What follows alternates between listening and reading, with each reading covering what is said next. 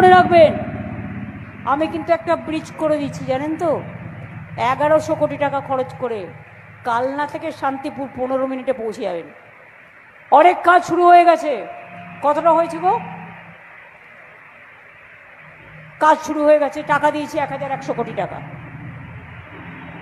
কালনা থেকে শান্তিপুর খুব তাড়াতাড়ি যাবেন।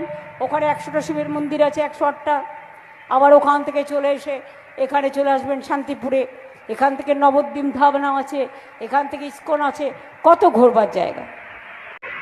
আপনারা শুনলেন দর্শক, আমাদের রাজ্যের মুখ্যমন্ত্রী মমতা ব্যানার্জি পূর্ব বর্ধমান জেলার কানলাতে একটি নির্বাচনী জনসভায় এসে যে বক্তব্য রেখেছিলেন, এই বক্তব্য শোনার পর কানলা শান্তিপুরগামী যে ব্রিজটি নির্মিত হয়েছে সেই ব্রিজটিকে দেখতে আসেন, অর্থাৎ পরিদর্শন করতে আসেন একটি সর্বভারতীয় চ্যানেল আস্থার পক্ষ থেকে।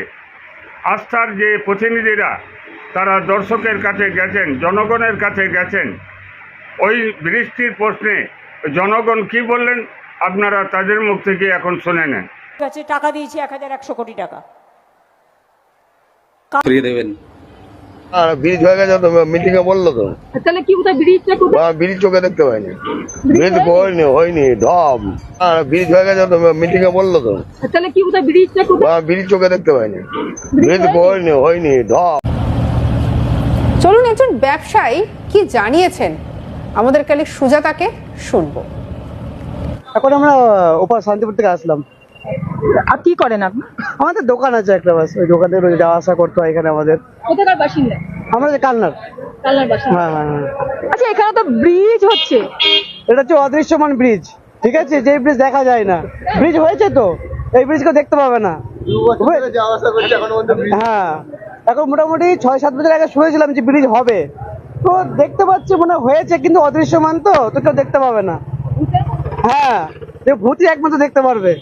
এবার তাহলে যে মুখ্যমন্ত্রী এসে বললেন যে ব্রিজ হয়ে গেছে, মুখ্যমন্ত্রী তো এখন বলবেই, হয়ে গেছে তো, মুখ্যমন্ত্রী ঠিকই বলেছে হয়ে গেছে ব্রিজ, এখন হয়ে গেছে, এখন আর করতে হবে না তো, হয়ে গেছে ব্রিজ। এখন অদৃশ্যমান ব্রিজের নাম যেটা বলা হচ্ছে। আচ্ছা, ভোটের আগে উনি জনসভাতে এলেন, এসে বললেন যে ব্রিজ মোটামুটি অত পয়সা বললেন যে এত টাকা, কোটি টাকা না কত কোটি টাকা বলেছেন মনে হয়, দেখলাম। হ্যাঁ হ্যাঁ, শুনলাম উনি তো বলেছেন। তারপরে ব্রিজ হয়নি। ব্রিজ এখনো মনে হচ্ছে ভাবনা চিন্তা করছে মনে হয়, এখনো যে হবে কি হবে না ওরাই জানে এখন। তাহলে ভোটের আগে এই যে ব্রিজ নির্মাণ হয়ে গেল, হ্যাঁ হ্যাঁ, এই যে ভোটের আগে সম্পূর্ণ ব্রিজটা নির্মাণ হয়ে গেল, তাহলে কি বলবেন?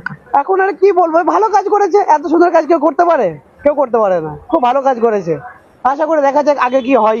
মানে আপনি ঠিক বলছেন তো, ব্রিজ হয়নি? ওই অদৃশ্যমান ব্রিজ যেটা হয়েছে, অদৃশ্যমান ব্রিজ যেটাকে বলা হয়। যাতায়াত করতে পারছেন না? মানে এই তো পারছি তো, এই আসছি যাচ্ছি রোজ, এই তো অদৃশ্যমান হয়ে আসতে হচ্ছে। আর এই দৃশ্যমান হলে আপনাদের কতখানি সুবিধা হতো? খুব সুবিধা, ভালো হতো, খুব সুবিধা হতো আমাদের জন্য। যাতায়াতের জন্য বেশিক্ষণ সময় লাগবে না, মানে খুব তাড়াতাড়ি সব জায়গায় যাওয়া যাবে, এটাই যা। প্রতিবার ভোটের আগেই কি এরকম প্রতিশ্রুতি শোনেন? এখন আর কি বলবো, হচ্ছে শুনছি, এখন সবকিছু তো শোনা যাচ্ছে এখনই। আসল সত্যটা কি আপনারা জানতে পারলেন দর্শক। কালনা এবং শান্তিপুরে ফেরিঘাট দিয়ে যারা যাতায়াত করেন, যে সমস্ত মানুষজন, তাদের মুখ থেকে বক্তব্য আপনারা শুনলেন। আস্থা বাংলাকে সাক্ষাৎকার দিতে গিয়ে কালনা শান্তিপুরের জনগণ বলছেন যে আমাদের রাজ্যের মুখ্যমন্ত্রী মমতা ব্যানার্জি ঢপ মেরেছেন, মিথ্যা কথা বলছেন। কারণ এখান দিয়ে কোনো ব্রিজ হয়নি, আর যে ব্রিজ হয়েছে বলছেন সেটা অদৃশ্যমান, সেটা একমাত্র ভূতে দেখতে পাবে। আপনারা বুঝতে পারছেন দর্শক, আমাদের রাজ্যের মুখ্যমন্ত্রী মমতা ব্যানার্জি এই ধরনের মিথ্যা কথা বলছেন, এই ধরনের জনগণের কাছে ঢপ মারছেন। যে উন্নয়নের কার্যটা করেননি সেই কাজটা করেছেন বলে দাবি করছেন। তাহলে কি গোটা রাজ্যে এই ধরনের মিথ্যার ফুলঝড়ি ঝরছে? আপনারা যারা হুদিস টিভি দেখছেন, আপনাদের গুরুত্বপূর্ণ মতামত হুদিস টিভির কমেন্ট বক্সে অবশ্যই দেবেন। সকলকে নমস্কার।